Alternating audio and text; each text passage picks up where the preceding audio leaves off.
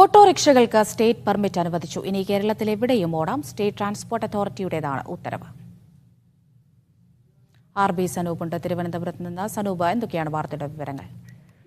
അമൃത, CITUവിന്റെ അപേക്ഷ പരിഗണിച്ചുകൊണ്ടാണ് state transport authority ഈ പുതിയൊരു ഉത്തരവ് പുറപ്പെടുവിച്ചത്. ജൂലൈ 10-നാണ് ഇത് സംബന്ധിച്ചിട്ടുള്ള പെറ്റീഷൻ സ്റ്റേറ്റ് ട്രാൻസ്പോർട്ട് അതോറിറ്റി പരിഗണിച്ചത്. അതിൽ തന്നെ CITUവിന്റെ ആവശ്യം കേരളമൊട്ടാകെ ഓട്ടോറിക്ഷകൾക്ക് ഓടാനുള്ള സ്റ്റേറ്റ് പെർമിറ്റ് അനുവദിക്കണമെന്നതായിരുന്നു. നിലവിൽ ഇപ്പോൾ ഈ മറ്റ് ജില്ലകളിലേക്ക് കടക്കണമെങ്കിൽ അത് 20 കിലോമീറ്റർ പരിധിക്കുള്ളിൽ മാത്രമേ ഓട്ടോകൾക്ക് ഓട്ടം ഓടാനുള്ള അനുമതി ഉണ്ടായിരുന്നുള്ളൂ.